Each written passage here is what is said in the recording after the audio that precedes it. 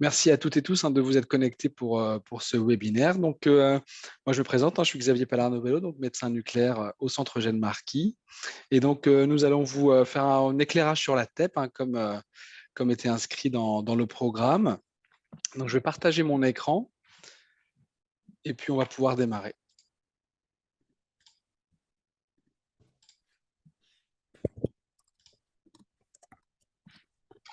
Tac. Alors, est-ce que vous avez pu juste pouvoir me confirmer si vous voyez bien mon écran? Peut-être Kevin, si tu veux. Je pense que tu le vois. Oui, je vois bien ta présentation. OK. Eh bien, on va commencer. Donc, comme le titre l'indique, l'idée, c'est de vous parler un petit peu de on va dire, la première révolution qui s'est passée en médecine nucléaire il y a déjà un peu plus d'une vingtaine d'années, qui est la TEP. Actuellement, on est en train de vivre une deuxième révolution en médecine nucléaire, avec l'arrivée cette fois-ci de traceurs thérapeutiques. Je vais mettre un petit mot tout à l'heure, où cette fois-ci, au lieu de faire des images, nous traitons des patients, donc depuis déjà très longtemps avec le 131, déjà depuis les années 50-60, et désormais avec des nouveaux traceurs thérapeutiques qui, dans le cancer de la prostate, des patients métastatiques, eh bien, sont de plus en plus traités par des traitements radioactifs. Donc là, on va juste s'attarder sur la TEP. Il y a déjà eu un webinaire l'année dernière fait par notre équipe sur la scintigraphie. On va dire que la scintigraphie, la TEP et la thérapie sont les trois choses faites en médecine nucléaire. Donc un petit mot sur la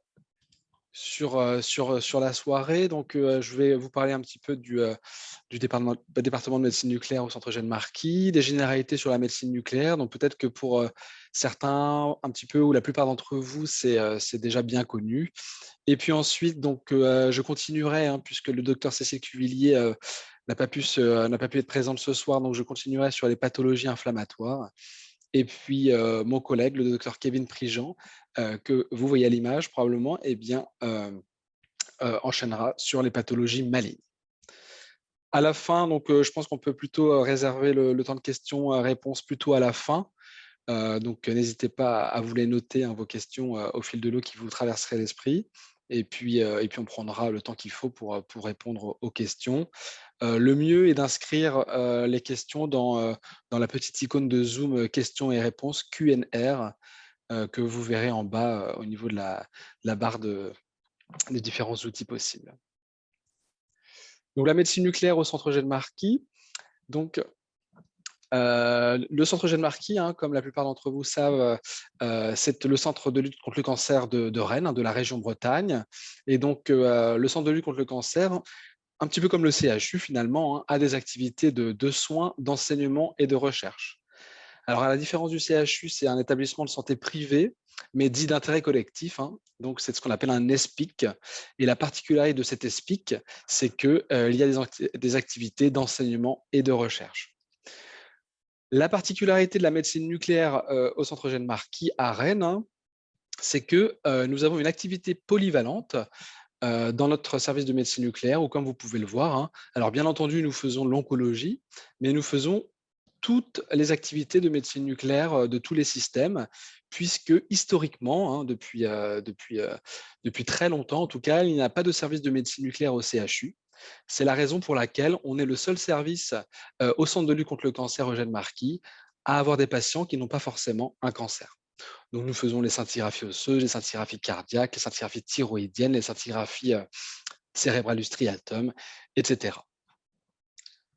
Donc, nous sommes 13 médecins. Donc, j'ai la chance d'avoir 12 médecins dans l'équipe, avec un ou deux médecins référents par système.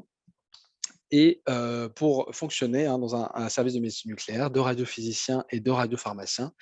Et puis, bien sûr, des manipulateurs radio sans qui on ne pourrait pas travailler.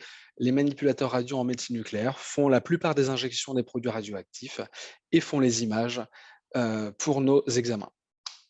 Enfin, nous avons une technicienne d'hématologie in vitro, puisque pareil, je ne sais pas si vous savez, mais on a de la médecine nucléaire sans image, si j'ose dire, pour les volumes globulaires isotopiques, dans un contexte de polyglobulie où nous recherchons des polyglobulies vraies.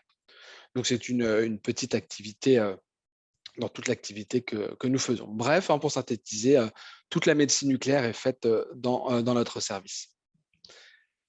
Concernant les généralités, donc c'est peut-être plus ou moins frais pour certains. Peut-être que certains d'entre vous n'ont jamais eu de cours finalement de médecine nucléaire. Donc l'idée, c'est vraiment de reprendre les choses très simples et pour bien comprendre, puisque ça peut parfois un petit peu voilà, faire un peu peur. C'est rattaché à la biophysique, à l'université, à la fac de médecine depuis longtemps, la médecine nucléaire. Donc, mais vous allez voir, c'est très simple. Le premier postulat de base, c'est que pour qu'on fasse de la médecine nucléaire, eh bien, on n'a pas d'autre choix que d'administrer le produit radioactif aux patients. Donc ça, c'est la première et la seule chose commune, on va dire, à tous les médecins nucléaires au monde, c'est que pour faire de la médecine nucléaire, il faut administrer le produit radioactif. Et donc ce produit radioactif, finalement, il n'est pas tout seul.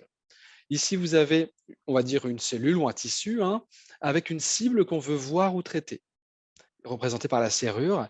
Eh bien, notre traceur, qu'on appelle un médicament radiopharmaceutique, eh bien, ce traceur, il est composé d'un vecteur, qui est la clé de la serrure, qui va se fixer ou rentrer dans le métabolisme de la cellule ou du tissu. Et bien sûr, il doit être accompagné du produit radioactif, le radionucléide, qui, en fonction de ce qu'il émet, ce produit radioactif, eh bien, soit on fera des images, soit on fera de la thérapie. En fonction de ce qu'il émet également dans les images, eh bien, soit on fera de la scintigraphie, soit on fera de la TEP, mais c'est à peu près le même principe. On administre, on attend que le traceur se fixe sur le tissu ou la cellule et on fait des images. La thérapie, cette fois-ci, c'est encore le même principe, sauf qu'au lieu d'avoir un produit radioactif qui va nous permettre de faire des images, eh bien là, ce sera un produit radioactif qui va émettre une particule qui va détruire à l'endroit où elle se trouve la cellule. Donc bien sûr, le plus souvent, une cellule cancéreuse, mais ça peut être aussi l'hyperthyroïdie avec le 131. Donc peut-être que vous entendrez, et donc je vous ai dit que c'était la deuxième révolution de notre spécialité, pour faire donc la thérapie. Le synonyme, c'est radiothérapie interne vectorisée pour permettre et de ne pas confondre avec la radiothérapie externe que font nos collègues radiothérapeutes, donc la radiothérapie externe. En TEP, le patient va se placer dans cette gamma caméra TEP, cette machine de TEP qui ressemble ni plus ni un peu à un appareil à scanner finalement. On est loin de l'IRM où l'appareil n'est pas fermé, où l'appareil n'est pas trop exigu. C'est relativement ouvert et l'anneau est assez large. Donc le patient s'installe et une fois qu'on a le vecteur, c'est bien fixé sur le traceur qu'on voulait voir, la cible qu'on voulait voir, pardon, eh bien le noyau radioactif va émettre un positon dans le cas de la TEP, d'où le nom de tomographie par émission de positon. Et dès qu'il rencontre un électron dans la matière, donc notamment dans le patient, eh bien, deux rayons gamma vont être détectés par les détecteurs tout autour du patient. Donc voilà le principe de la TEP. On administre le traceur, on attend que le vecteur se fixe, que le traceur se fixe sur sa cible, et puis on fait les images. En TEP, rapidement, on utilise le fluor 18, qui est vraiment le noyau radioactif le plus utilisé en TEP au monde. Et en fonction du vecteur, eh bien, on va explorer différentes choses. Le glucose, ça a été pendant très longtemps, et on va y venir aujourd'hui, le vecteur le plus utilisé en TEP, qui va explorer, vous allez voir juste après, trois principales choses. La choline, qui à un moment était, on faisait des cancers de prostate avec ce traceur, maintenant c'est surtout pour les adénomes parathyroïdiens, qui a remplacé la scintigraphie au MIBI, pour ceux qui avaient cette idée. La TEP à la DOPA, avec laquelle on peut faire plusieurs choses dans le cerveau ou dans les tumeurs neuroendocrines. Et un nouveau qui ne cesse d'augmenter, c'est la TEP au PSMA, au fluor PSMA, qui permet d'aller voir les cellules cancéreuses prostatiques. Le gallium-68 est un autre noyau radioactif émetteur de positons qui qui est utilisé dans certains cas et plutôt dans les centres universitaires, avec donc comme vecteur le DOTATOC dans les tumeurs neuroendocrines et le PSMA aussi qu'on peut marquer avec le gallium-68. Concernant le FDG, donc une molécule de glucose, c'est la clé, et à laquelle on va rajouter l'atome de fluor 18 émetteur de positons, ça devient du FDG. Donc, bien entendu, un nom complexe de la molécule chimique, peu importe. L'idée, c'est pourquoi FDG, c'est que F pour fluoro, D pour déoxy, puisqu'on a perdu un groupement hydroxyle, peu importe, hein, et G pour glucose. Donc FDG, TEP au glucose, c'est surtout les termes qu'on utilise, hein, soit sur une ordonnance, soit pour parler de ce traceur. Pendant très longtemps, c'était le seul traceur utilisé en médecine nucléaire en TEP.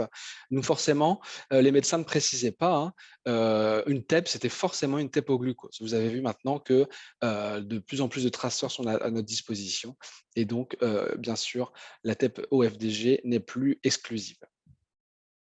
Ceci étant dit, le TAP-FDG est quand même représente, alors en fonction des services, hein, même chez nous qui avons la chance d'avoir vraiment beaucoup de traceurs à notre disposition pour explorer pas mal de choses, ça reste un 85% de tous nos traceurs de TEP sont est du FDG. Alors, comment ça se passe le déroulement d'une TEP au FDG? Peut-être que vos patients vous demandent, hein. Donc la particularité, et c'est d'ailleurs vrai pour tous les traceurs de médecine nucléaire, hein, il n'y a pas de contre-indication en termes d'insuffisance rénale.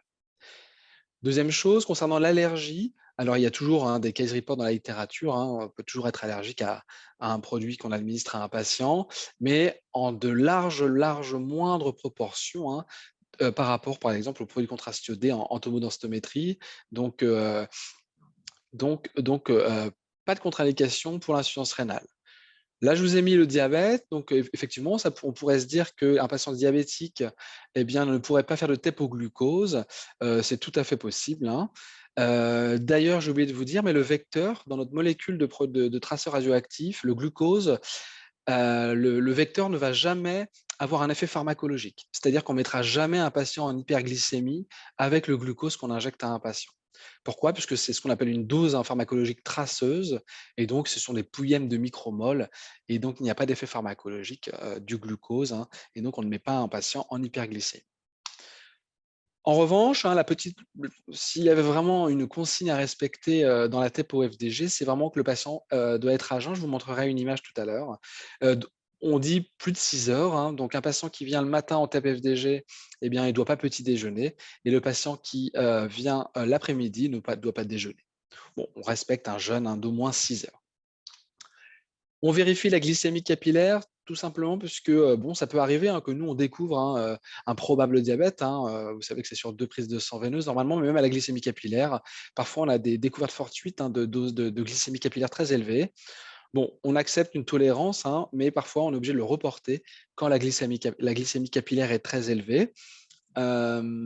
Pourquoi? Puisque s'il y a beaucoup de glucose dans le sang, vous imaginez bien qu'il va y avoir une compétition entre le vrai glucose et le glucose radioactif qu'on administre aux patients, et donc une compétition pour rentrer dans notre cellule tumorale ou notre cellule inflammatoire.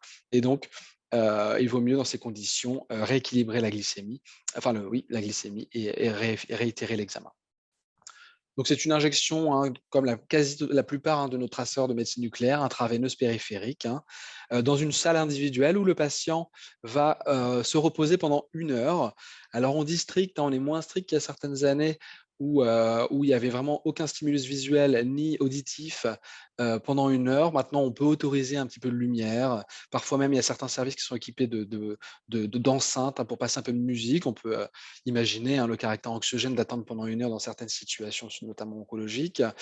Mais l'idée, c'est vraiment pas que les muscles, par exemple, quand les patients s'activent, hein, par exemple, le chewing-gum est proscrit, puisqu'on a vu, hein, plusieurs fois, il y a longtemps maintenant, puisque tous les services savent, hein, que les muscles de la mastication, tout simplement, vont consommer du sucre.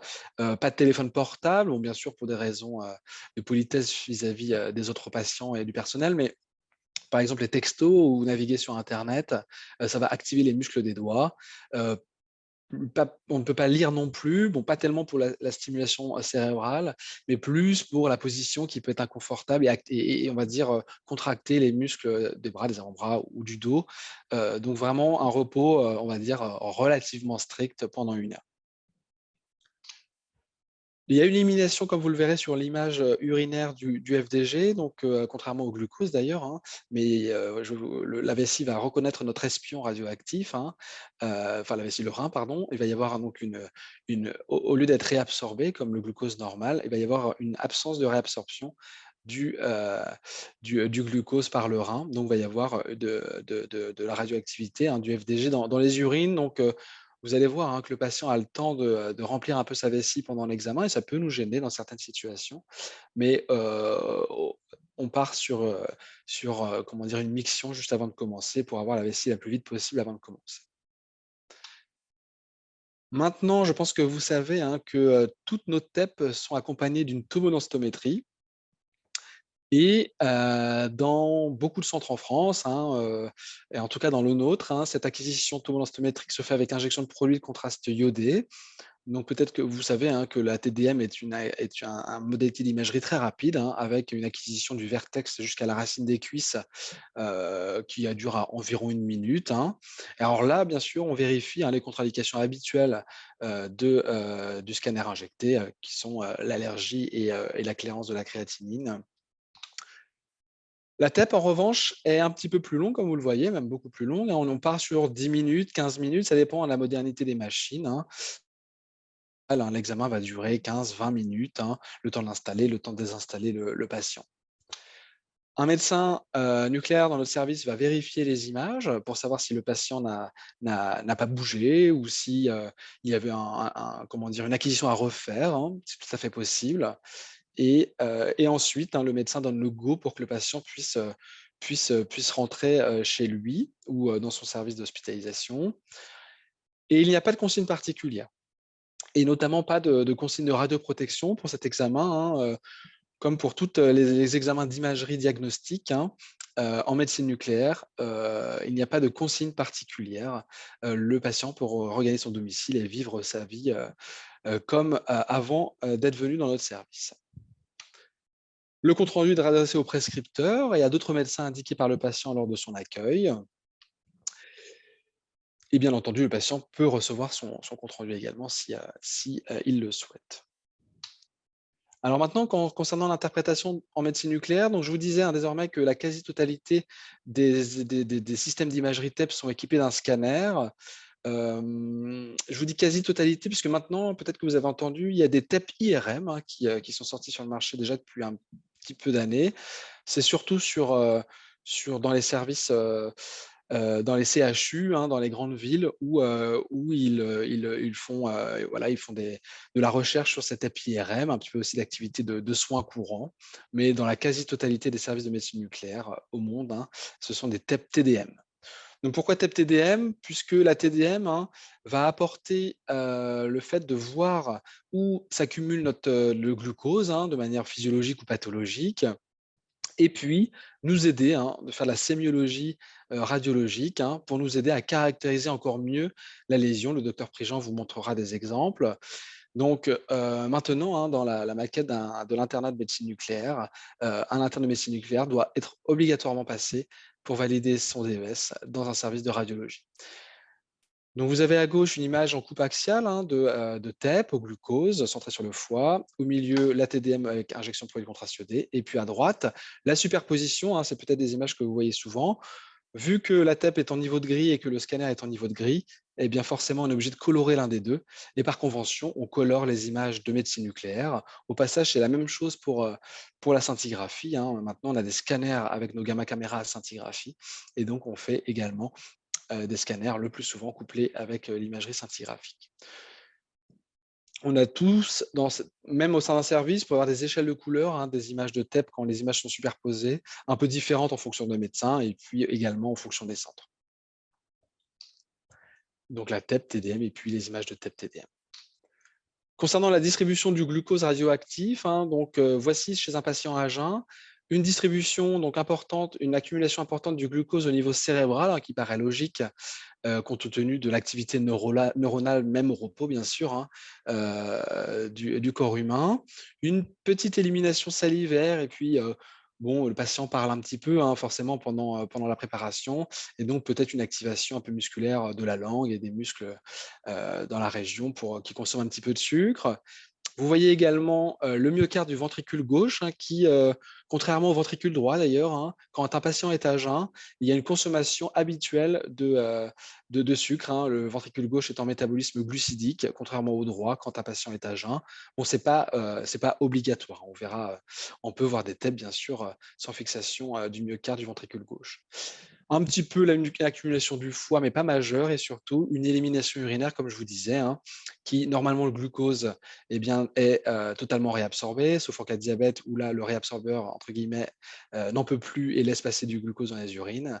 Là, le réabsorbateur, le réabsorbeur du glucose, eh bien, dans les tubes contournés, a vu que c'était un glucose espion et donc il ne le réabsorbe pas et donc va s'éliminer dans les urines. Voici à droite une image d'un patient non à jeun qui n'a pas respecté le jeûne, hein, et vous voyez donc, lorsqu'il y a, quand un patient mange, au bout de quelques minutes, hein, il va y avoir un pic insulinique et donc l'insuline, qu'est-ce qu'elle fait? Elle va faire rentrer le glucose dans les cellules et surtout le glucose dans, les muscles striés et donc vous voyez, hein, on voit très bien les muscles striés, mais c'était probablement pas pour ça qu'on voulait faire l'examen. Bon, c'est une vue postérieure, hein, sur cette image. Au passage, c'est ce qu'on appelle une vue maximum intensity projection.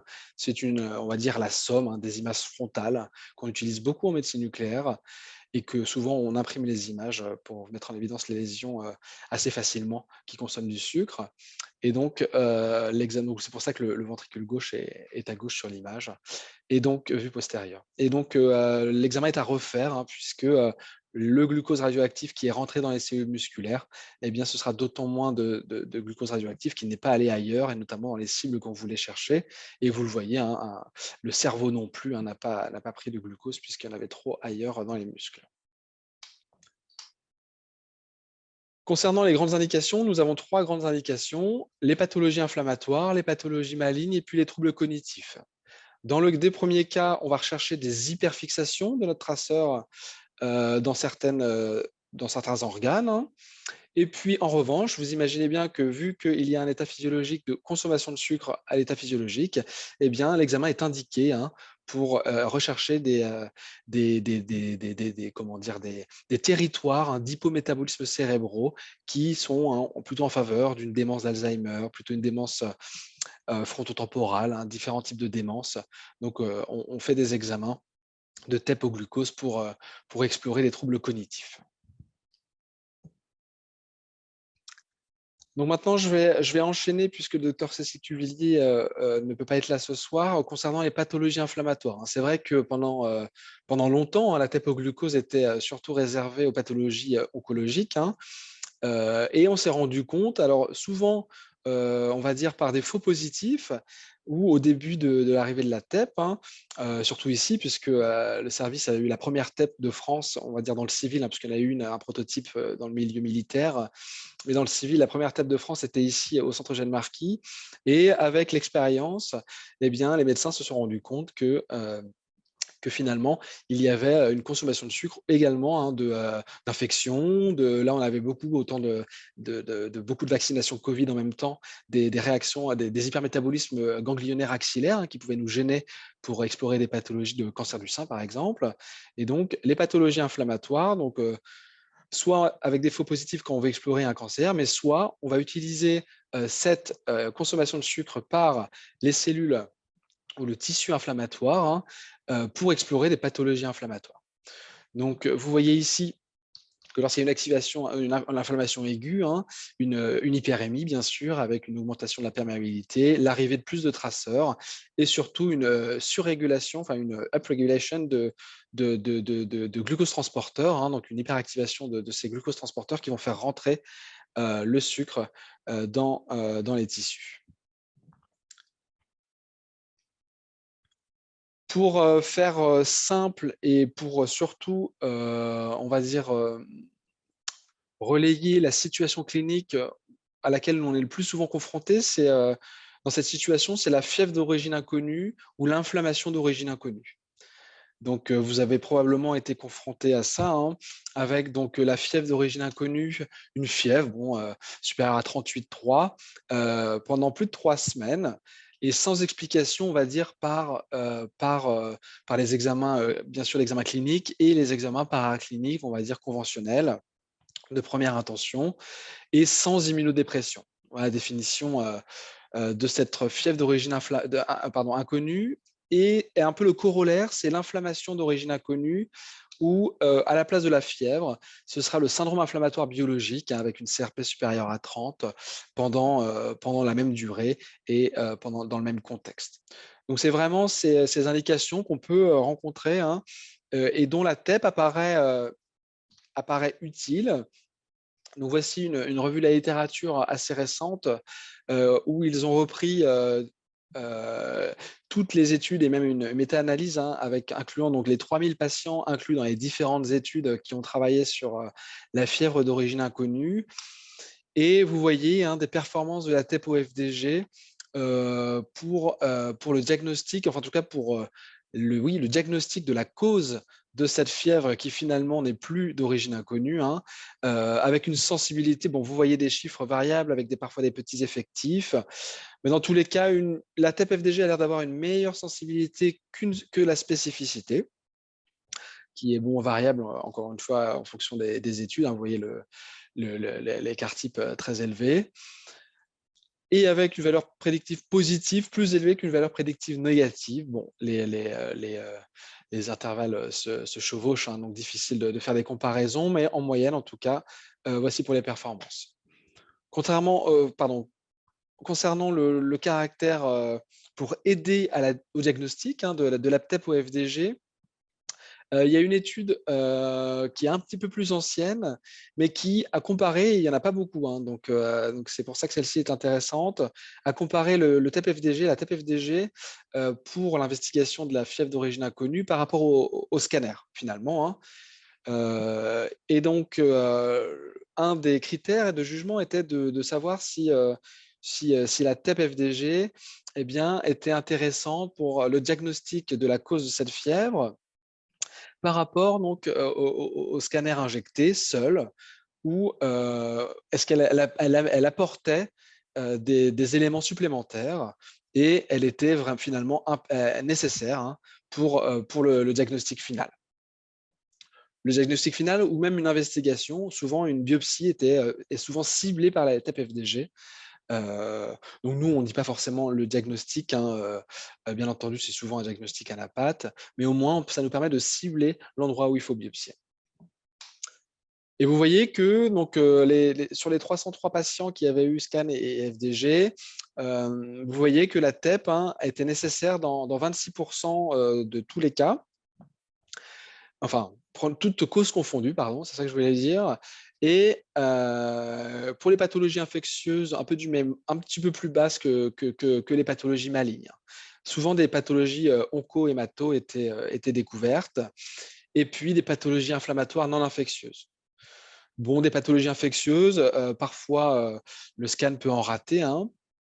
Les pathologies malignes, donc là, la fièvre, souvent est provoquée par le syndrome paranéoplasique, hein, qui peut être un des modes de découverte, du cancer. Et puis les pathologies inflammatoires non infectieuses, sur lesquelles je vais vous montrer quelques images, et c'est au-delà de cette fièvre d'origine inconnue et l'inflammation d'origine inconnue, ce sont des pathologies pour lesquelles la TEP-O-glucose est même, utilisée pour caractériser, diagnostiquer, voire même évaluer l'efficacité d'un traitement, anti-inflammatoire. Concernant les foyers infectieux, donc, pas plus tard qu'il y a 15 jours, un patient de 85 ans, était adressé, dans notre service pour des douleurs, hein. Donc c'est un monsieur qui présentait, des douleurs dans la région de la hanche droite, avec des difficultés topographiques, cliniques, puisqu'il avait bénéficié d'une pose de PTH droite, il y a quelques mois. Et depuis fin février, là, il présentait un syndrome inflammatoire persistant. Alors pour le coup, lui, de mémoire, est-ce qu'il non, il n'avait pas de fébricule ou de fièvre persistante, il avait surtout un syndrome inflammatoire persistant. Et oui, je me rappelle, c'était larvé, sur l'ordonnance, et la topographie était difficile à situer entre une origine radiculaire lombaire et une origine liée à la PTH. Et donc, vous voyez sur cette image de MIP, hein, de la TEP au glucose, donc on retrouve, hein, nos éléments assez classiques, de TEP au glucose physiologique, le cerveau, le myocarde du ventricule gauche et puis l'élimination urinaire. On aperçoit, des consommations de sucre, de ganglions médiastinaux, hein, assez symétriques, triangulaires, dont on a l'habitude, hein, en fonction du contexte, hein, de banaliser ou non. Mais dans le cas ici, donc pas de caractère pathologique formel qui pourrait expliquer le syndrome inflammatoire persistant. En revanche, hein, vous apercevez sur cette image de MIP une forte consommation de sucre au niveau médian. Et il s'avérait être plutôt postérieur avec donc une consommation de sucre.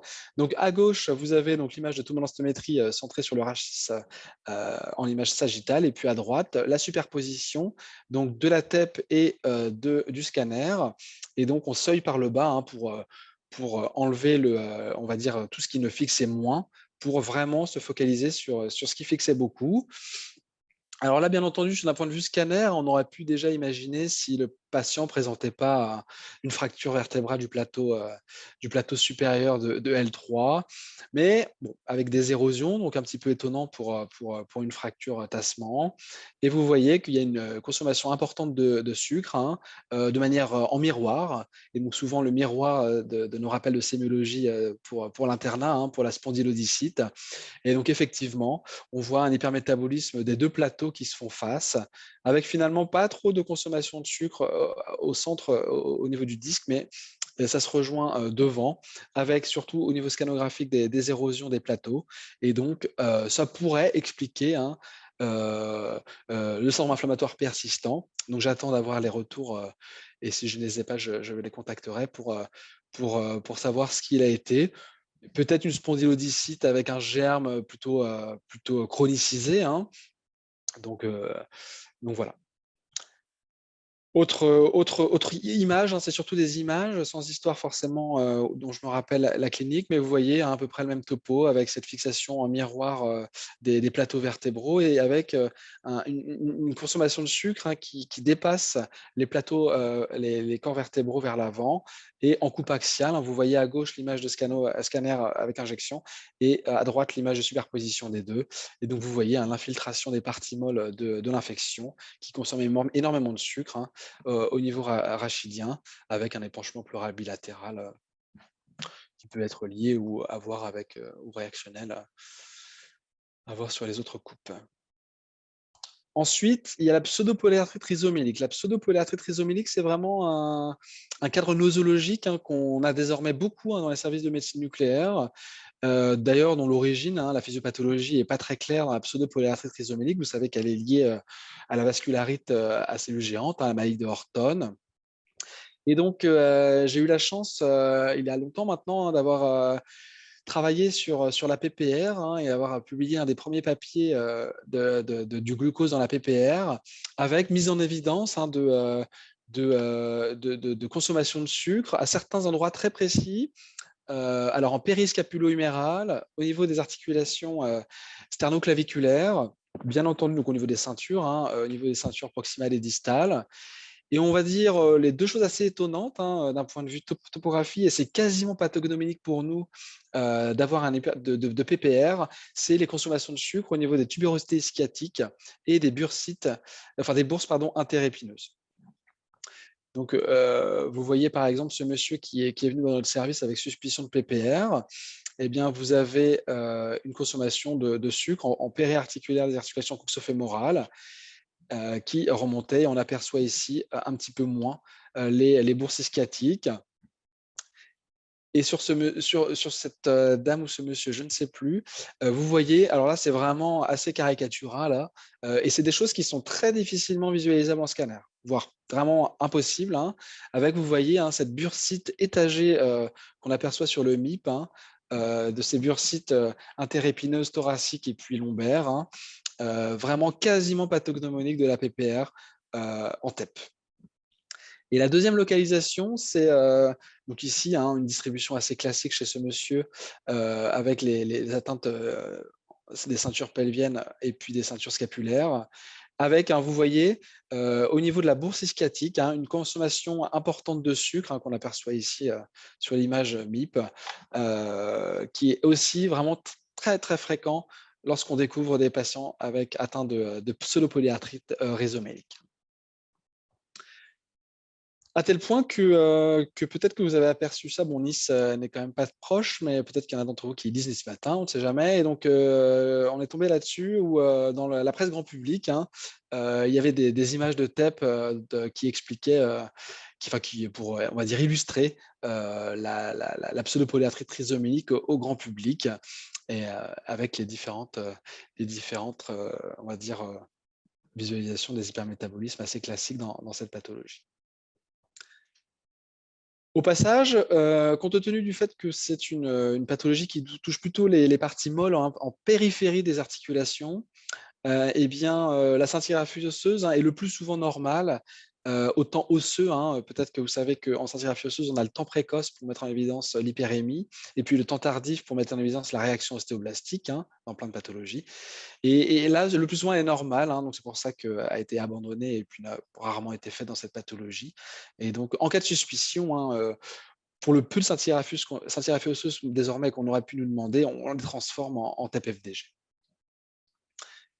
Le corollaire de ça, c'est la vascularite, hein, qui est un peu le corollaire. Donc, les patients peuvent avoir les 2 ou l'un ou l'autre, hein. Donc une patiente de 69 ans qui est venue, la semaine dernière dans notre service avec, comment dire, fait une capture d'écran de l'ordonnance, hein, qui présentait donc des céphalées unilatérales gauche avec un syndrome inflammatoire biologique, hein. Et donc, le médecin demandait, s'il n'y avait pas des arguments pour une vascularite. Et donc, vous voyez sur l'image MIP, donc on aperçoit, hein, des petites choses qui ne sont pas normales, hein. Donc, bon, des céphalées à gauche, hein, on aperçoit l'hypermétabolisme focal. Donc, bon, une hypermétabolisme de l'artère temporale gauche. Bon, c'est pas parfois, hein, les céphalées sont pas forcément, exactement le métabolisme à cet endroit-là, mais il s'avérait que c'était le cas ici. Et peut-être, que vous aurez remarqué, hein, cet hypermétabolisme diffus de l'aorte, hein, que ce soit l'aorte, abdominale, hein, avec un hypermétabolisme intense et diffus des parois de l'aorte. Bon, la patiente ne se présentait pas comment dire, de symptômes à l'étage, thoracique, ni abdominal, hein, avec donc, un hypermétabolisme de la paroi postérieure de l'aorte ici et puis, de manière diffuse de l'aorte abdominale. D'autres images assez classiques, on aime bien les montrer à nos étudiants, à nos internes et nos externes, hein, qu'on a dans le service, hein, avec, ces hypermétabolismes intenses, hein, comme vous avez vu, des troncs supraortiques, des subclavières, de l'aorte, un peu moins l'aorte abdominale, on va dire un peu le segment proximal et puis ensuite les artères iliaques communes, externes, et fémorales. Un endroit que nos étudiants aussi, on leur dit de bien regarder puisqu'on souvent, hein, on pense aux carotides, hein, carotides externes surtout dans la maladie d'Orton. Et vous voyez, hein, qu'on a des vascularites également des artères vertébrales, hein, au niveau ici de la crosse de l'artère vertébrale, des crosses des artères vertébrales.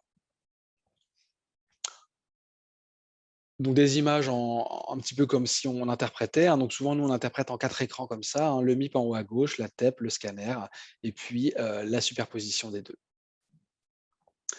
Des images assez intéressantes en point d'interrogation. On retrouve le point d'interrogation de l'aorte, hein, des images assez caricaturales de ces maladies de Horton. Quelque chose d'intéressant dans cette situation, c'est que c'était une vascularite paranéoplasique. Donc là, on avait les 2 choses, hein. On avait à la fois, vous voyez, un hypermétabolisme circonférentiel au niveau de l'aorte abdominale, à l'étage des îles rénaux, enfin en tout cas des reins. Et vous apercevez ici un hypermétabolisme focal de la queue du pancréas, s'est avéré être un cancer, hein, du pancréas, de la queue du pancréas, qui était responsable, d'une manière paranéoplasique, hein, d'une vascularite. Donc ça peut nous arriver de découvrir, hein, un cancer fortuit dans ces explorations.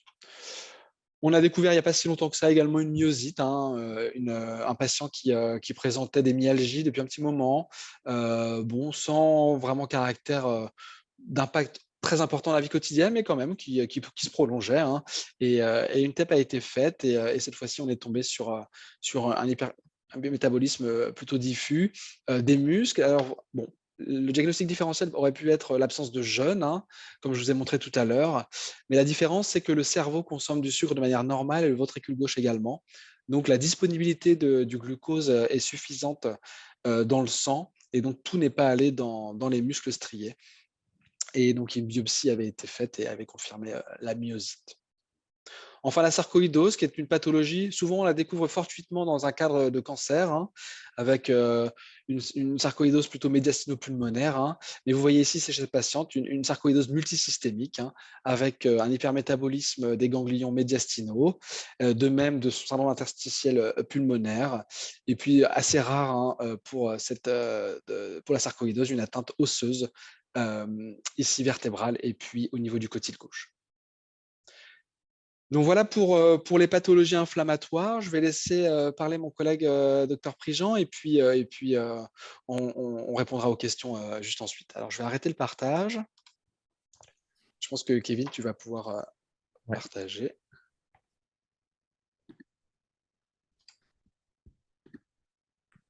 Est-ce que tu peux juste me confirmer qu'on m'entend bien et qu'on voit bien le partage d'écran? Je te vois bien, je t'entends bien et je vois bien le partage. Parfait.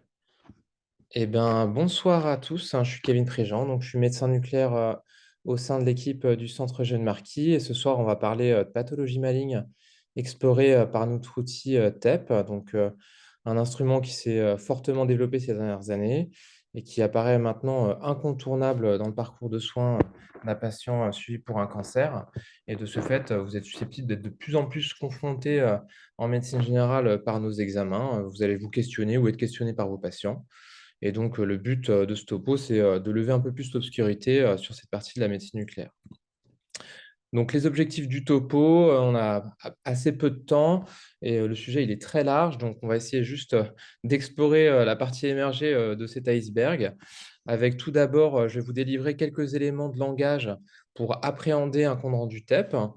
Ensuite, on reprendra les grandes indications de la TEP en se limitant à un seul radiotraceur, qui est le glucose radioactif dont vous a parlé le docteur Pallard à Novello, qui représente plus de 85% de notre activité TEP.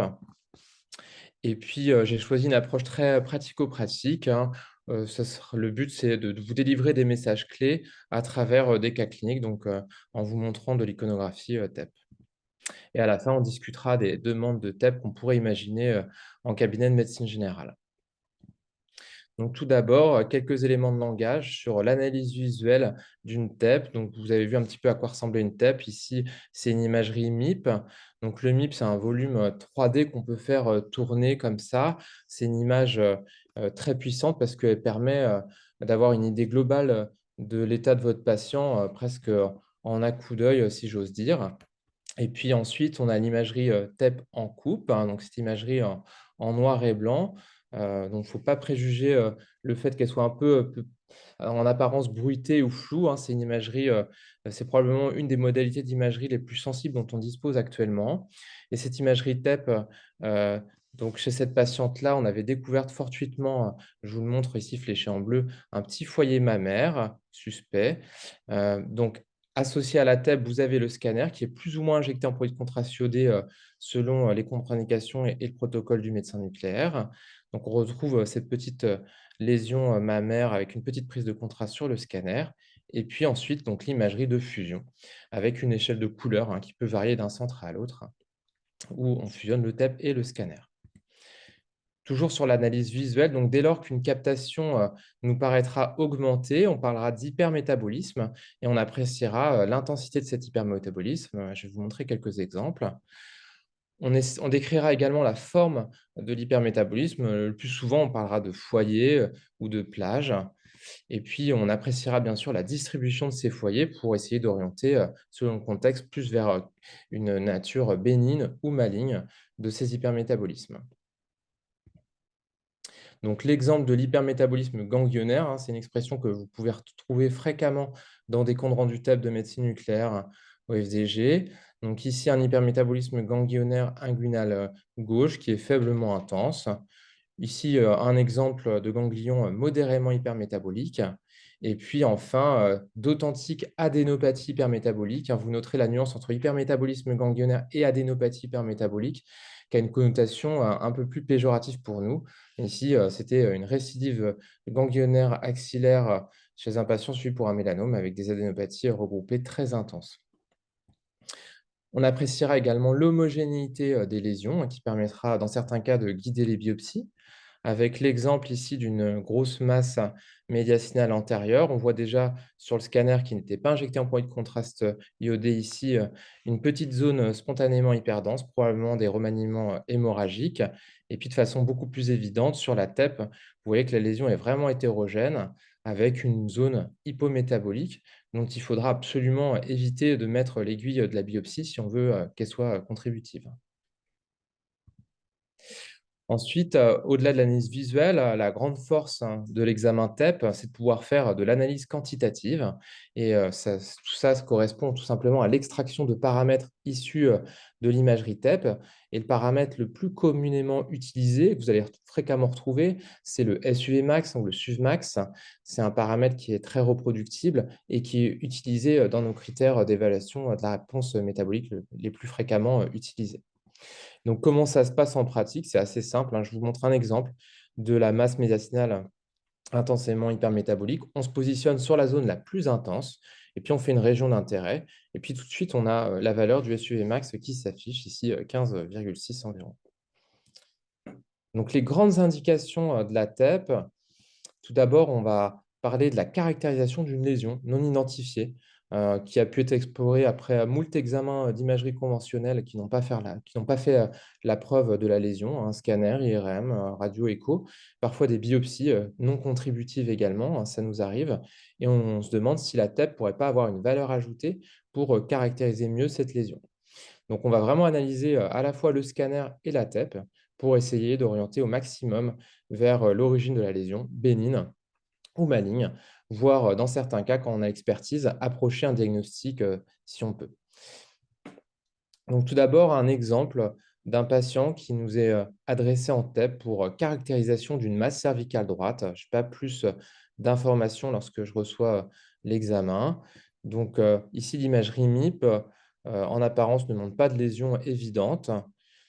Ici, on retrouve, le syndrome de masse latéro-cervical droit qui est évident, qui a des parois fines non lobulées, qui est assez homogène, qui est vraiment, kystique, hein. Vous noterez, que la zone est totalement, photopénique, c'est-à-dire que, il n'y a aucune captation de glucose sur cette lésion-là. Elle a un effet de masse, elle refoule en avant le sternocléidomastoïdien et puis elle lamine, la veine jugulaire et toutes ces caractéristiques-là, donc là, c'est l'imagerie de fusion. Toutes ces caractéristiques, en fait, orientent vers une lésion, malformative bénigne qu'on appelle un kyste de deuxième fente. Donc la TEP avait évoqué ce kyste de deuxième fente qui avait été confirmé, par, l'ANAPAT. Hem, voilà pour cette lésion-là, donc c'est pour vous montrer cela. Puis ensuite, chez ce patient et c'était pas, l'unique lésion qu'il présentait, de façon fortuite, on pouvait, observer une lésion très intense sur le MIP, fléché en rouge et cette lésion correspondait en fait à une petite prise de contraste, sur le haut rectum qui était nettement plus évidente sur la tête parce qu'elle était intensément hypermétabolique. On avait décrit donc cette lésion comme hautement suspecte, avec une conduite à tenir dans la conclusion, qu'il fallait absolument explorer cette lésion en endoscopie et il se trouve que par la suite, eh bien, la résection endoscopique a retrouvé un adénocarcinome infiltrant sous-muqueux et le patient a pu bénéficier, ainsi d'un traitement, très précoce et curatif. Deuxième patient qui nous est adressé pour une caractérisation d'une néoformation de la fosse nasale droite. Donc ici, je vous montre le MIP, de profil. En fait, on a un syndrome de masse naso-sinusien droit qui est intensément hypermétabolique, qui est homogène. Sur l'imagerie, scanner et de fusion, l'infiltration tumorale a des caractéristiques morphologiques particulières, avec de nombreuses zones que j'appelle des vides, intratumoraux, des petites bulles d'air intratumorales que j'ai cerclées en rouge ici. Et puis, quand on analyse, les bords de la lésion, ici c'est une coupe coronale un petit peu plus en arrière au niveau des coanes, hein, juste entre la fosse nasale et le nasopharynx. Quand on regarde les contours de cette lésion, elles sont particulièrement bien, lobulées. Et puis, on note également un autre caractère, c'est que la lésion est localement agressive puisqu'elle est responsable, heu, d'une ostéolyse de la lame papyracée au niveau de l'orbite, droit. Et donc, si je devais dessiner, cette lésion, elle ressemblerait à une lésion avec, de nombreuses circonvolutions, au fond desquelles, en fait, se trouvent des bulles d'air piégées et le diagnostic, est, pas facile, voilà, ça dépend de l'expertise, mais on peut facilement évoquer un papillome schneiderien, un papillome inversé, qui est une lésion bénigne localement agressive, mais à risque de dégénérescence maligne. Et la TEP a permis donc d'évoquer ce diagnostic et de montrer l'absence de signes de dégénérescence maligne, c'est-à-dire qu'il n'y avait pas de nécrose au sein de la tumeur, il n'y avait pas d'extension loco-régionale, on ne voyait pas d'adénopathie ni de métastase. Et la résection subtotale par l'ORL, euh, avec analyse anapathe, a bien confirmé le diagnostic de papillome sans dégénérescence maligne. Donc, les message pour le bilan de caractérisation d'une lésion, on n'est pas en train de dire sur un examen de médecine nucléaire de TEP, ça fixe pas dans la conclusion et de dire non spécifique à confronter à notre examen. On essaye de maîtriser cet examen. En fait, c'est un outil TEP qui est très puissant, très sensible et spécifique, où on intègre vraiment le maximum de l'information de l'examen, à la fois l'analyse morphologique scanner et puis métabolique TEP, pour orienter vers une origine bénigne ou maligne. Et puis avec l'expertise, on peut être vraiment conclusif avec une conduite à tenir et puis facilement différencier les pièges que sont les autres hypermétabolismes inflammatoires, infectieux et tumeurs bénignes. Au-delà de la caractérisation d'une lésion, il y a également le bilan d'extension initial. Donc l'idée, c'est de faire le TNM staging, c'est-à-dire de voir où se trouve la tumeur, savoir s'il y a des ganglions, des adénopathies secondaires ou des métastases, avec derrière un impact sur le parcours de soins. Et donc, premier exemple, un bilan préthérapeutique d'une lésion laryngée glottique. Donc, voici le MIP. Donc, la lésion laryngée est assez évidente sur le MIP.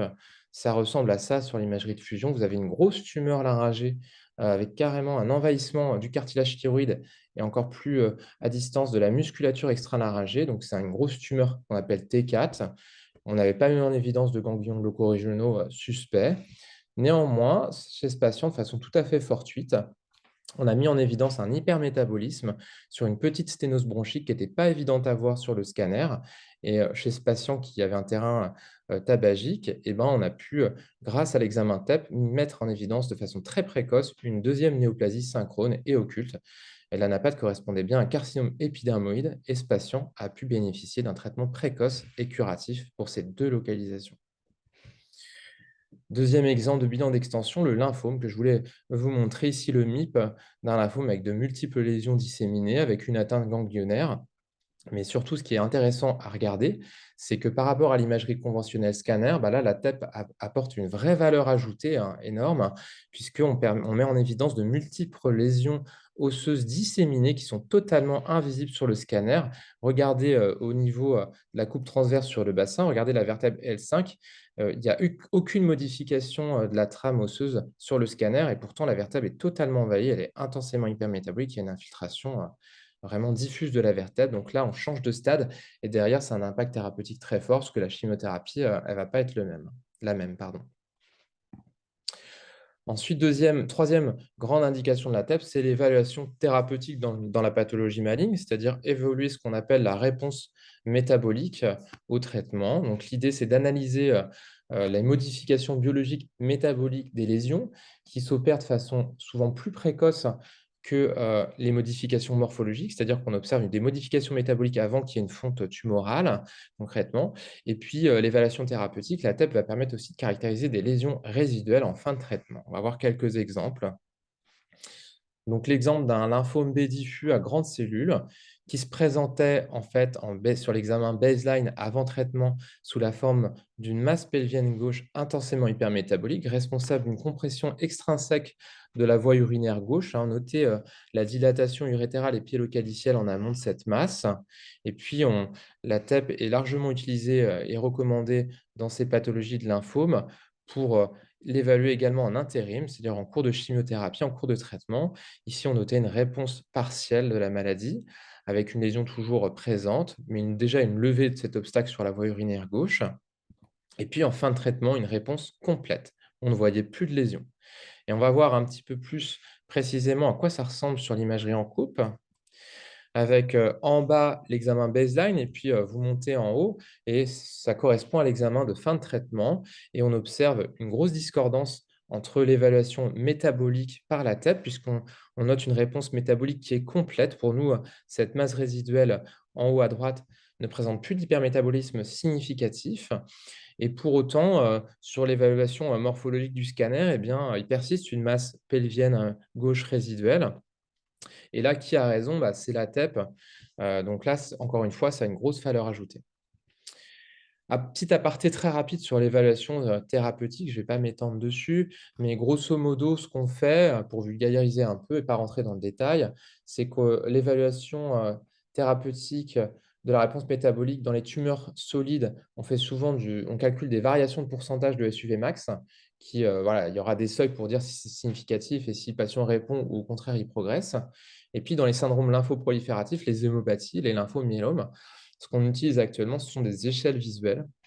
On regarde l'intensité de la lésion et on va la comparer par rapport à des organes de référence que sont le foie ou le bruit de fond vasculaire au niveau du médiastin.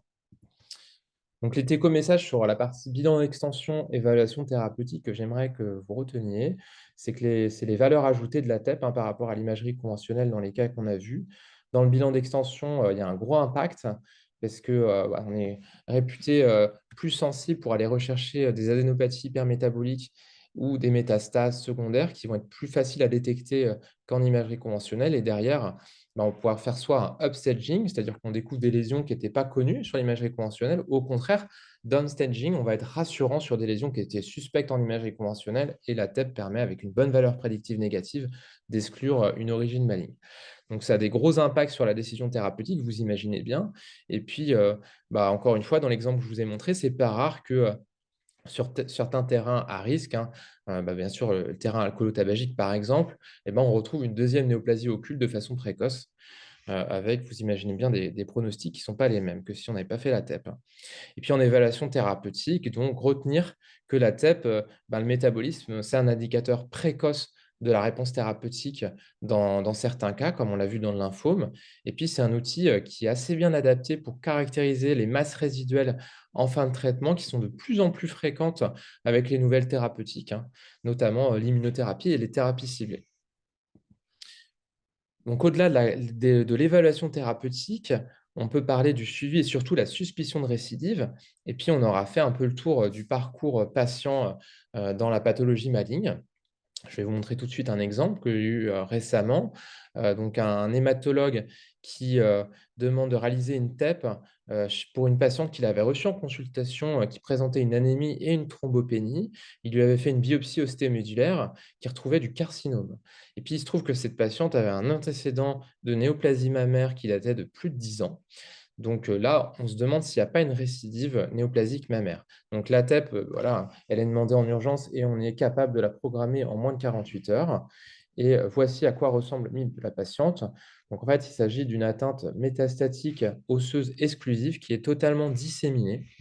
Donc rapidement, sur cet examen-là, le but, c'est d'aller tout de suite identifier les lésions menaçantes, hein, toutes les lésions qui vont être à risque d'épidurite sur le rachis et puis, toutes les fractures ou les lésions à risque de fracture.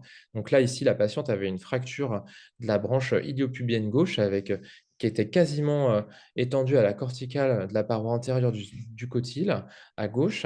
Et puis un peu plus bas, c'est toujours, sur, le membre inférieur gauche, sur le col fémoral gauche, on avait une lésion ostéolytique qui était assez étendue, hem et hypermétabolique, qui correspondait à une métastase osseuse. Et dans ces cas-là, on utilise des scores radiocliniques qui nous permettent en fait de prédire le pourcentage de risque de fracture de ces lésions et de tout de suite aider à la prise de décision thérapeutique où la patiente, on va la staffer rapidement au staff méta-os et puis elle pourra bénéficier soit, de toute façon, elle sera en décharge et puis elle pourra bénéficier soit d'une radiothérapie ou bien d'un geste chirurgical avec un orthopédiste. Et chez cette patiente-là, donc on ne la laisse pas, repartir à la maison évidemment. On regarde tous les jours les examens avant de libérer les patients et elle a pu bénéficier d'une consultation, d'annonce avec un oncologue le même jour, hein, en urgence et elle a débuté un traitement le même jour. Enfin, voilà, on a fait un petit peu le tour du parcours patient dans les pathologies malignes et enfin, donc on voulait discuter avec vous un petit peu des demandes, de TEP qu'on pourrait imaginer en cabinet de médecine générale et il y a 2 situations, heu, qui nous a paru, évidentes. C'est le nodule pulmonaire solide solitaire et puis la thrombose, ce qu'on appelle la thrombose non provoquée. Donc le nodule pulmonaire solide solitaire, donc c'est une indication très fréquente de TAP-FDG pour caractériser ce genre de nodule. L'idée, c'est d'aller détecter précocement un cancer et derrière d'avoir un meilleur pronostic pour le patient, pour une prise en charge plus rapide. Donc, quand on se pose la question de demander un examen pour caractériser ce genre de nodule, le critère qui vient à l'esprit facilement, bah, ça va être la taille de ce nodule. Et puis, il y avait des recommandations internationales qui datent maintenant de plus d'une décennie, qui préconisaient de réaliser une TEP peut-être à partir d'un nodule solide de plus de 8 millimètres. Alors ça, c'est dû au fait que si le nodule était en dessous de 8 millimètres, ben, il était peut-être en dessous de la résolution spatiale de la machine TEP et il y avait peut-être un risque de faux négatif, un risque de perte de signal du métabolisme. Néanmoins, en fait, il faut savoir qu'aujourd'hui, on a connu depuis 10 ans, hein, plusieurs ruptures technologiques sur les instruments TEP et on est capable de caractériser de nodules de moins de 8 millimètres. Les dernières caméras là, qui sont sorties sur le marché, elles ont des résolutions spatiales, hein, de l'ordre de 3-4 millimètres. En fait, il faut plutôt raisonner de façon plus globale, pas se limiter juste aux critères de taille. Il faut aussi raisonner sur l'évolutivité du nodule. Si vous avez fait plusieurs examens d'imagerie, que le nodule évolue en taille. Sa densité, donc si elle sera solide, on sera encore plus capable d'affirmer, de caractériser ce métabolisme. La forme spiculée et surtout le terrain, évidemment. Antécédent de cancer ou tabac, il y a de grandes chances que là, ça soit potentiellement un cancer. Et il ne faut pas hésiter à demander une TEP FDG pour caractériser un tel nodule. Parce que la TEP est conclusive avec une conduite à tenir une fois qu'on l'a réalisée. Si on a un hypermétabolisme significatif de ce nodule, bah, on a une très grande valeur prédictive positive, hein, c'est-à-dire que dans plus de 90% des cas, bah, ça sera un cancer. Euh, le SUV max, il n'y a pas de SUV max cutoff magique, hein. Ça va dépendre surtout de l'expertise du médecin nucléaire. Le SUV max, il est plutôt adapté à la taille et à la densité du nodule. Et s'il peut y avoir un défaut de valeur prédictive négative, c'est-à-dire un défaut négatif dans certaines situations, c'est des situations que l'on connaît et on regarde à quoi ressemble le nodule sur le scanner et on sait s'il y a un risque de faux négatif et on vous le dit dans la conclusion généralement. Donc là, un exemple, caractérisation d'un nodule pulmonaire chez une patiente qui était évolutif, plus de 5 millimètres en 3 mois. Je vous ai pris un cas assez caricatural. Donc l'imagerie MIP, le scanner qu'on peut faire au passage. On fait souvent des scanners en complément en aspiration profonde bloquée pour avoir une analyse du parenchyme pulmonaire parfaite. Et on retrouve ce nodule qui avait quand même sur le plan morphologique qui était déjà franchement suspect, hein, qui est nettement spiculé, qui faisait 16 millimètres de mémoire et qui a un hypermétabolisme significatif, hein, non équivoque. Là, il y a vraiment aucun doute. Et c'était un cancer bronchique. La deuxième situation qu'on pourrait imaginer, c'est la thrombose non provoquée, ce qu'on appelle la thrombose non provoquée, c'est-à-dire un événement de thrombose veineuse profonde ou une embolie pulmonaire sans facteur de risque évident, hein, pas de traumatisme, pas de chirurgie récente, pas de cancer, pas d'immobilisation. On ne comprend pas comment arrive cet événement. Et l'idée, c'est que ça peut être la première manifestation d'un cancer occulte. Et donc, il y a une étude intéressante avec une participation de l'équipe de médecine nucléaire du CHU de Brest. Cette étude s'appelle MVTEP1, qui a été réalisée en 2020, qui s'est posé la question si la TEP pourrait pas être un outil de dépistage précoce du cancer dans ce cadre-là. Donc, c'était une méta-analyse prospective, hein, plus de 330 patients. Les patients avaient un suivi de 2 ans à partir du moment où ils avaient fait l'événement thrombotique. Et ce qui est intéressant, donc on leur faisait une TEP, et puis dès qu'on avait un foyer suspect, bah, voilà, on considérait comme, dès qu'on avait un hypermétabolisme, je veux dire un foyer, bah, on le considérait comme suspect. Et les résultats intéressants de cette étude, c'est que la TEP avait une valeur prédictive négative de 100%, c'est-à-dire que quand vous faites un examen TEP après un tel événement et qu'il est normal, eh ben, il n'y a pas de cancer. On suit les patients pendant 2 ans, il n'y a pas de cancer, vous éliminez le cancer, on l'exclut. En revanche, la valeur prédictive positive n'était que de 20%. C'est-à-dire qu'après une TEP positive, il y avait 80% de patients qui n'avaient pas de cancer, mais quand même, il y en a 20% qu'on a pu quand même traiter précocement. Et donc, on s'est intéressé, enfin, l'équipe brestoise a proposé un deuxième PHRC euh, avec une étude qui s'appelle MVTEP2, pardon, qui s'intéresse à une population un peu plus ciblée, où il y a un risque de cancer beaucoup plus important, qui est la population des plus de 50 ans, qui avait un risque x7 par rapport à la population plus jeune. Et là, donc, c'est une étude prospective qui est en cours avec un plus gros volume de patients. Et la Société internationale de thrombose est très intéressée par ce genre d'études. Si on peut essayer de quand est-ce qu'on doit recommander la TEP dans ce genre d'événement, mais chez quel groupe de patients. Donc là, c'est un cas d'une thrombose non provoquée chez une femme de 69 ans qui, en fait, avait fait son événement thrombotique et qui avait bénéficié d'une TEP ensuite comme dépistage précoce. Et vous voyez que l'examen met en évidence en fait une lésion vésicale gauche dont les bords étaient intensément hypermétaboliques et qui, à la résection, correspondait à un carcinome urothélial de haut grade. Et je remercie le professeur Philippe Robin du CHRU de Brest, du service de médecine nucléaire, pour nous avoir partagé ce cas. Donc voilà, la thrombose non provoquée, ce n'est pas encore recommandé hein, dans les guidelines, mais voilà, ça peut être une demande qu'on est susceptible d'étudier puisque ça peut être intéressant et peut-être à l'avenir, ce sera recommandé dans la population des plus de 50 ans. Donc j'ai terminé pour ce topo-là. On peut maintenant passer aux questions-réponses si vous en avez. Je n'ai pas regardé s'il y avait des questions. Effectivement, merci Kevin. Alors, il y avait une question tout à l'heure concernant l'injection de produits de contraste iodé et du TDM. Donc, la TDM se fait pour la TEP, elle se fait avant l'acquisition de TEP. Donc, l'acquisition toblanstométrique avec injection de produits de contraste iodé ou non se fait avant l'acquisition TEP. Ce qui n'est pas le cas pour la scintigraphie ou lorsqu'on fait une imagerie en coupe de scintigraphie, eh bien, cette fois-ci, le scanner est fait après l'examen scintigraphique. C'est la petite subtilité.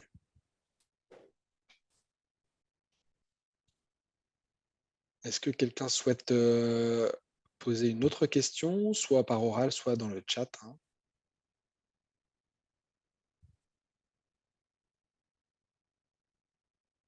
Donc, concernant le diabète, donc effectivement, hein, le mieux, c'est que le diabète soit équilibré.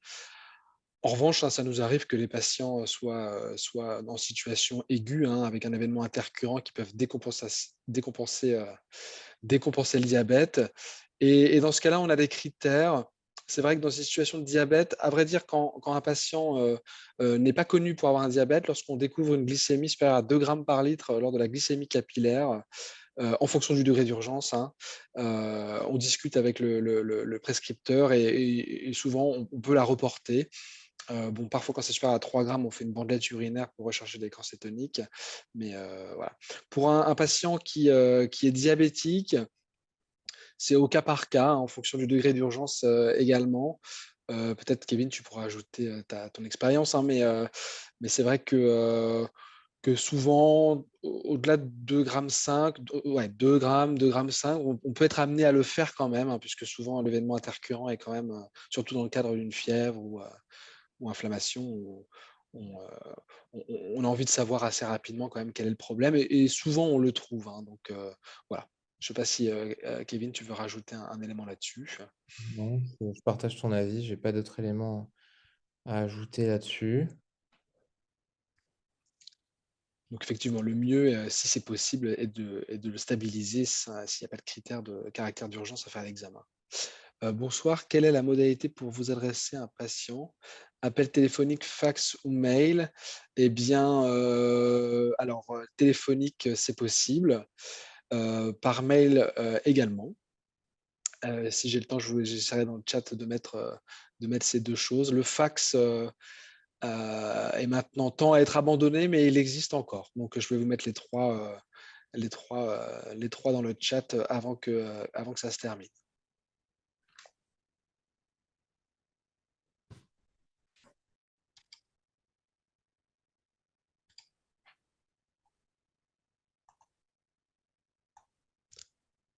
Si tu veux lire la suivante, Kevin? Oui, donc là, j'ai une question. Donc, devant une découverte de nodules pulmonaires solitaires, souvent le radiologue recommande une surveillance TDM à 3 mois. On pourrait demander une TEP en complément. Donc, comme je disais dans la présentation, il va falloir avoir un petit peu un raisonnement global.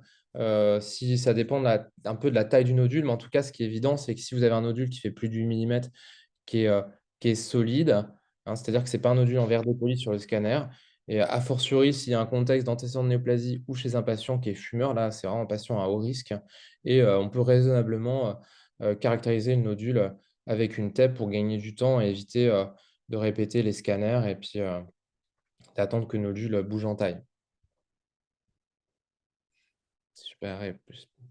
Alors ensuite, les bêta-bloquants. Donc, probablement que vous savez que, en tout cas, le monsieur qui a demandé, ou cette dame, donc l'administration des bêta-bloquants est systématique, hein.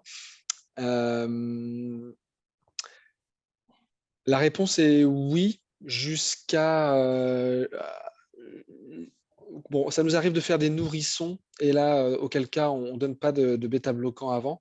Donc oui, pour ceux qui ne savent pas, donc on administre des bêta-bloquants, donc du propranolol, hein, qui va permettre, on n'a pas marqué là, et c'est vrai que c'est un artefact qu'on a souvent, c'est que quand un patient est stressé, le plus souvent jeune, et quand il fait froid, on en a de moins en moins actuellement, là ça se réchauffe un peu, mais il peut y avoir une activation de la graisse brune.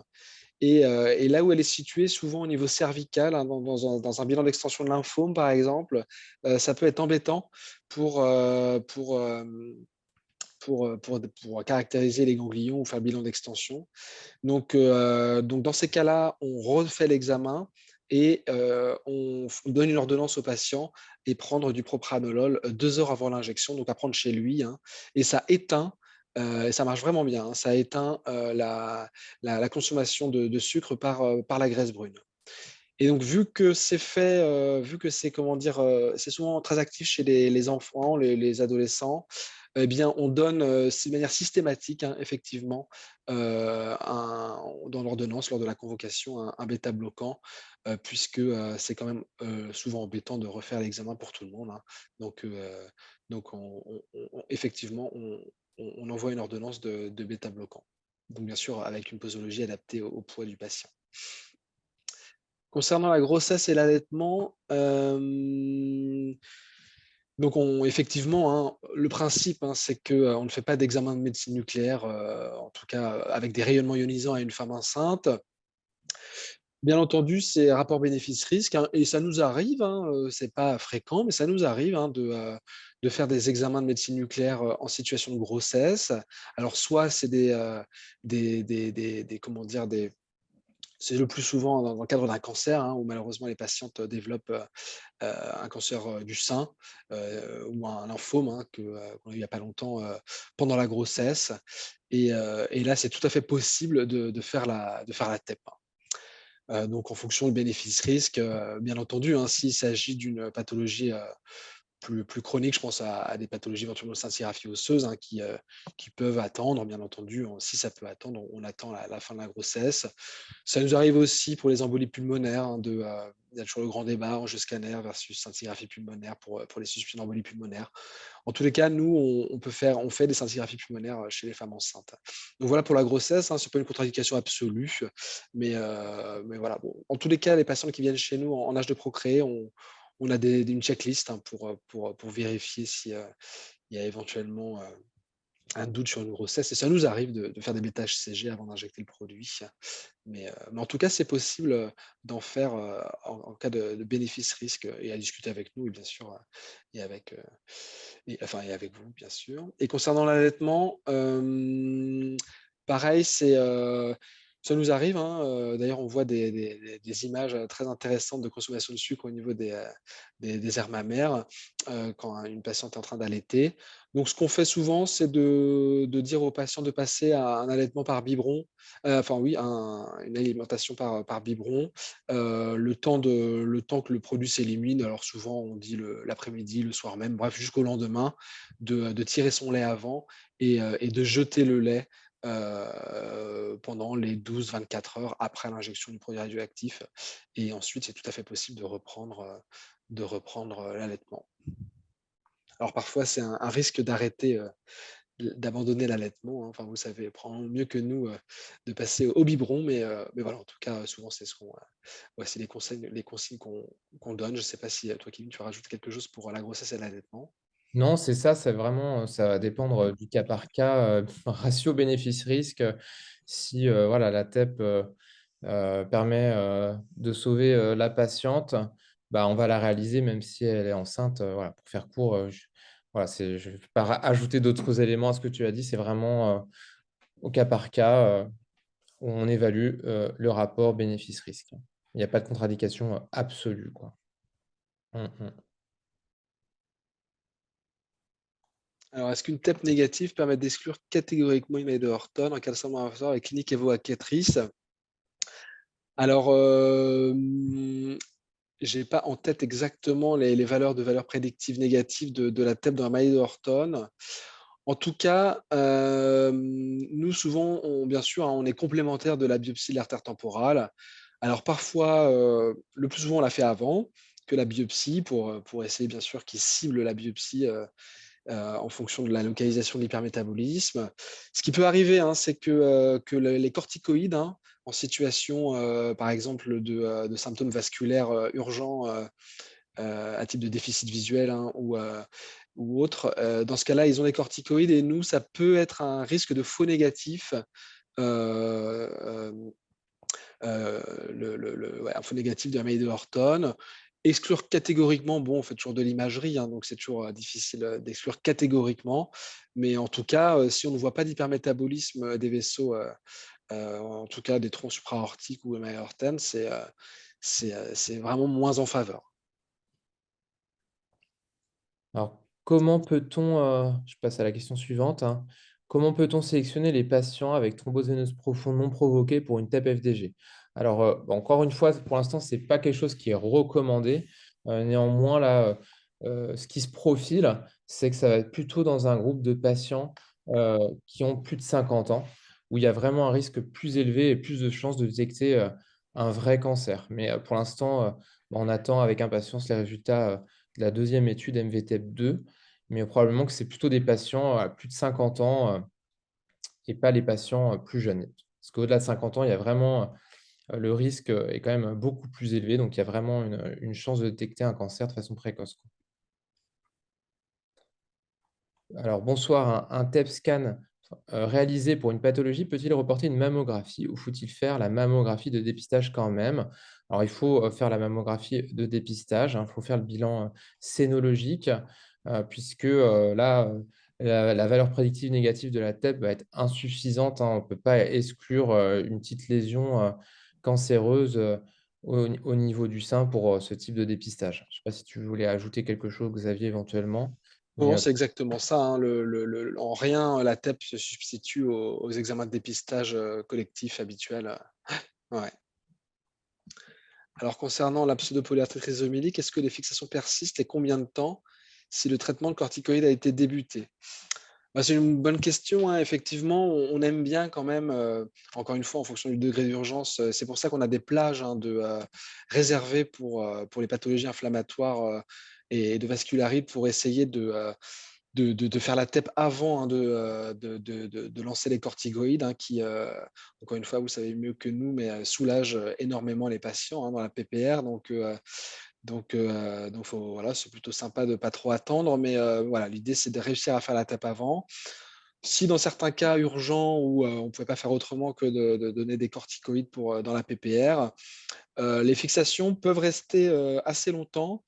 Et dans mon étude, hein, que j'avais faite il y a quelques années, on évaluait l'efficacité de l'anti-interleukine 6, hein, qui est le tocilizumab, pouvait être un traitement, immunosuppresseur, proposé en deuxième intention chez les patients qui présentaient une PPR, corticorésistante.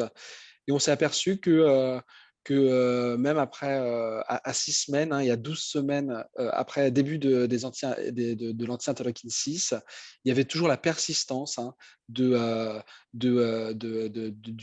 consommation de sucre au niveau des endroits, dont que je vous ai montré tout à l'heure. Donc bon, c'est vrai que, pour l'évaluation thérapeutique, on est parfois embêté, pour savoir si, il faut arrêter ou non, les corticoïdes. Donc, c'est pas encore, tranché dans la littérature. Ce qu'on a souvent, c'est les patients qui, sont en train de diminuer leurs corticoïdes ou ont arrêté et quelques semaines plus tard reprennent leur symptomatologie et là on voit une recrudescence, hein, enfin une reprise de l'activité métabolique à la TEP.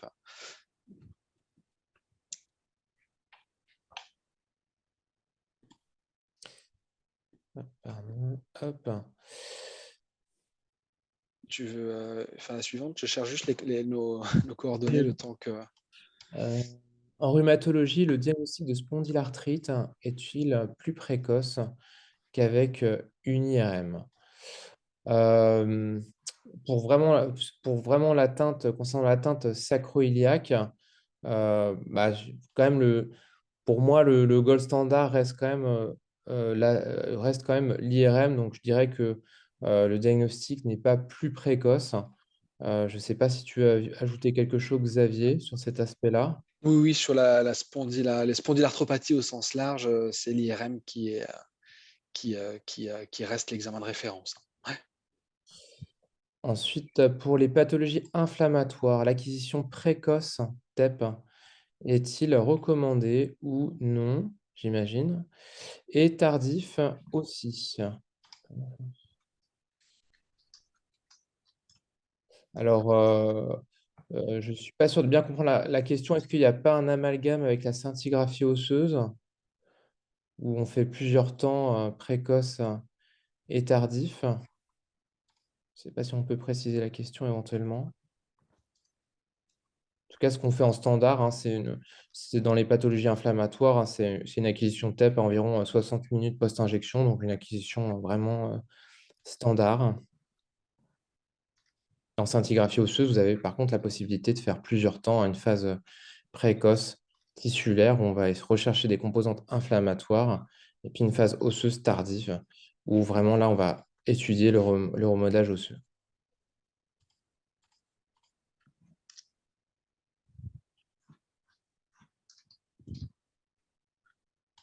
Alors, Euh, je passe d'ailleurs, je passe, là j'ai une slide avec nos contacts. je viens de mettre le numéro de fax. Je vais mettre tout de suite le secrétariat.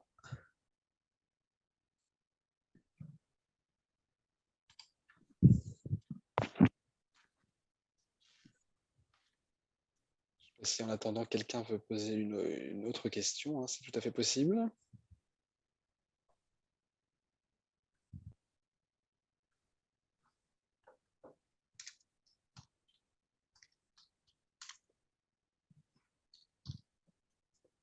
Tac.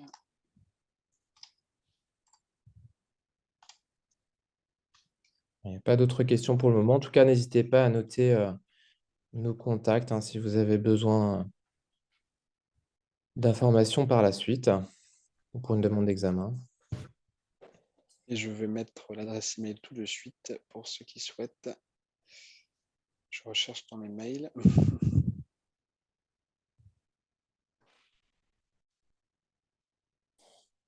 Tac. Et donc les comptes rendus sont adressés via l'iPhone ou la messagerie sécurisée ou par courrier postal.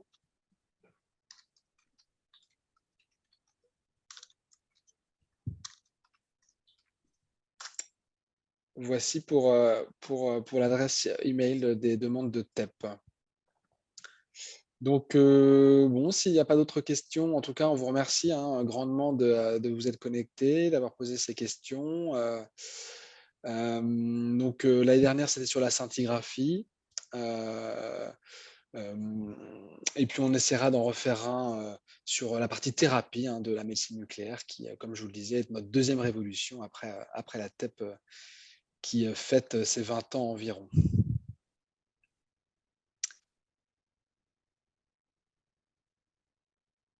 Eh bien, bonne soirée à tout le monde. Et Bonne puis, soirée à tous. continuation. Merci, Merci à merci tous. d'avoir été présent ce soir pour écouter cette présentation.